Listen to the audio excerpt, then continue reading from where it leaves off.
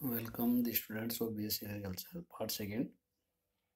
आज डिस्कस करते हैं कि गाभिन भैंस की देखभाल अपन कैसे करें।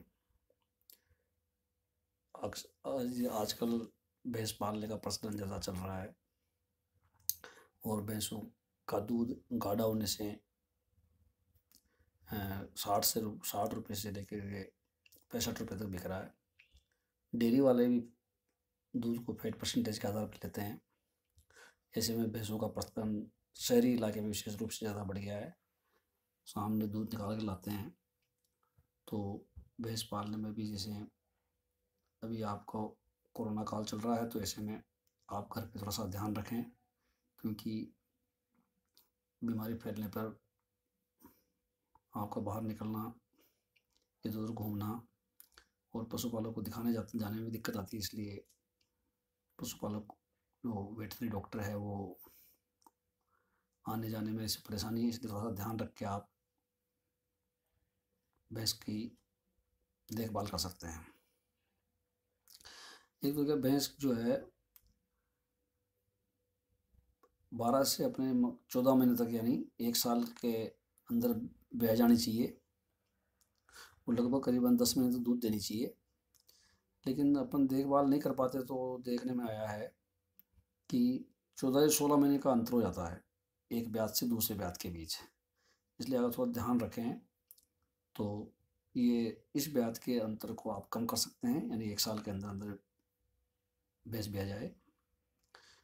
फिर और ज़्यादा से ज़्यादा जो है गैप पीरियड है जो उसको अपन बोलते हैं, दो ब्यात के बीच का अंतर 2 महीने का या 2.5 महीने का, अधिकतम 3 महीने का अंतर होना चाहिए, ज़्यादा नहीं होना चाहिए।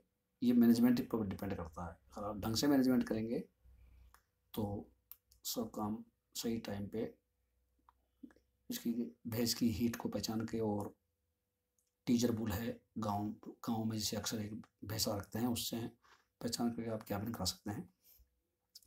गर्भकाल में आप ध्यान रखें, अंतिम 3 महीने विशेष ध्यान देना है।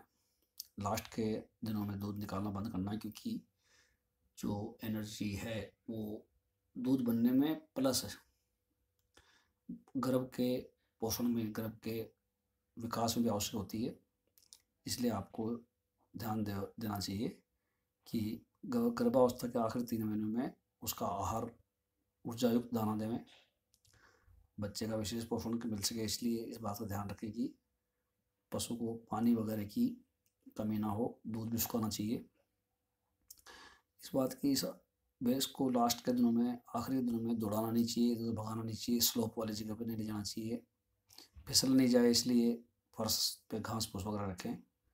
भैंस को जहाँ बांधते हैं वो आगे की तरफ पैर थोड़ा सा ढलान, हल्का सा ढलान रखें, पीछे ढलान हो तो दिक्कत रहती है।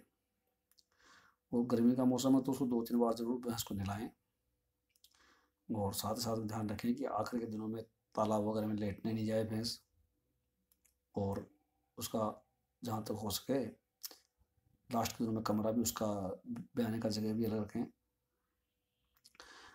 भैंस दूध दे रही तो उसका दोना कम कर दें, एक दिन छोड़ के एक दिन दें, या सुबह एक टाइम बंद कर दें, तो उससे जल्दी उसका दूध सुखाना जिसको बोलते हैं उस पर, गर्भ पे और उसके प्रोडक्शन पे अच्छा असर पड़ेगा।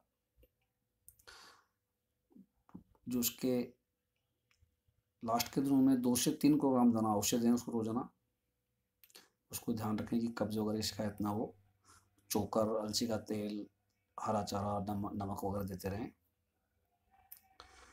और हमेशा ये भी ध्यान रखें कि जो गाभिन भैंस है उसका तापक्रम मेंटेन रहे, उसको बहुत सर्दी से, बहुत गर्मी से बचाना है। आपको पता लग जाता है कि अब भैंस ब्याने वाली है, इसलिए भैंस के जो है 2-3 दिन पहले ही उसके लक्षण दिख जाते हैं, उसका वल्वा सूज जाता है, और वल्वा सूजने के आधार पर ही आप जो है पीछे देख करके पता, जो द्वार को सूजना जाने से, और आप पता लगा सकते हैं कि वो अब ब्याएगी, तो उसको बाकी पशु से अलग कर दें। उस समय विशेष देखभाल की जरूरत पड़ती है, और उसको ध्यान रखें आसपास कोई बहुत ज़्यादा डिस्टर्बेंस ना हो, शोर नहीं हो। जल की थैली जो है बाहर, जिसको वाटर बैग बोलते हैं, 1 घंटे के बाद में बच्चा निकलता है, तो उसको धीरे धीरे जल की थैली को अपने आप ही ब्लास्ट होने दें। बच्चा जब जल की थैली बाहर आ जाता है तो इस बात ध्यान रखें कि भैंस उसको बच्चा आने के बाद उसको चाटनी चाहिए ताकि वह उसके उसके मुंह की श्लेष्मा वगैरह हट जाए।